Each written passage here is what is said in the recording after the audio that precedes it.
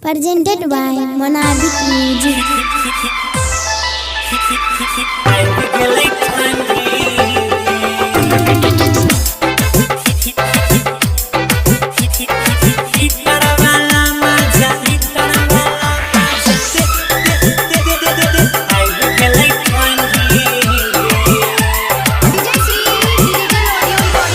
Singing by Gaurav Thakur.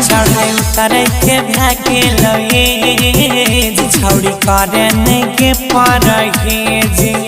आइ गेलै के ठंडी महीना सजाय दही नहीं आबोगे सेज अपनो गरम हुए कहै छियौ हमरो खोले नहीं बंडी अपनो गरम हुए कहै छियौ हमरो खोल दे नहीं बंडी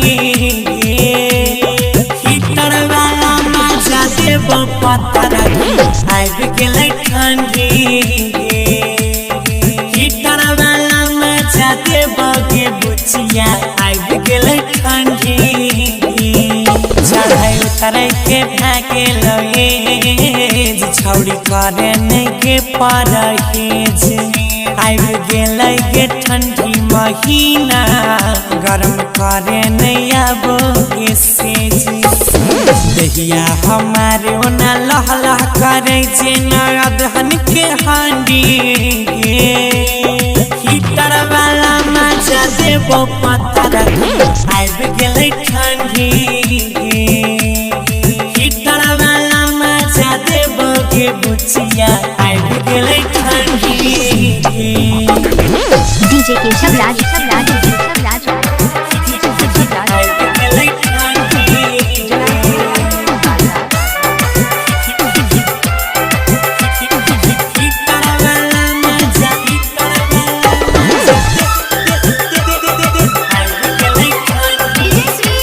नाम किया है आता डीजे जय किशोर राज पकड़ी तोरा पाजा के रनिया छियै मिथिला के छौरा खिलाड़ी देव भैर दम माजा के रनिया देव भैर दम माजा संगे कंबल में घुसल के रहब पकड़ी तोरा पाजा के रनिया छियै मिथिला के छौरा खिलाड़ी देव भैर दम माजा करे शुरू ताहू हम शुरू करबो देखाई दे झंडी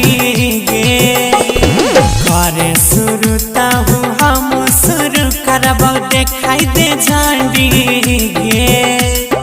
हीटर वाला मजा देबो पत्थर आइब गेलै ठंडी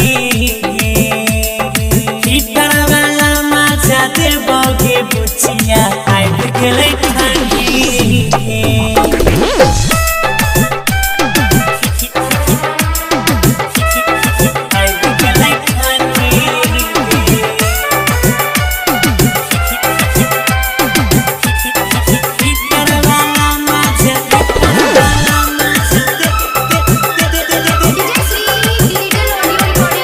के शबराज जलाल जवानी हराल रहत मनवा दहिया में रहत चुस्ती के रनिया या नया खारा में लागै छी प्यारा करबै रोज रोज कुश्ती के रनिया खिलल जवानी भरल रहत मनवा दहिया में रहत चुस्ती के रनिया से जिया वाला या खारा पे रोजे करबै भोर साँझ कुश्ती राइटर अरुण हंस गौरव अजय कहो बन नहीं घमंडी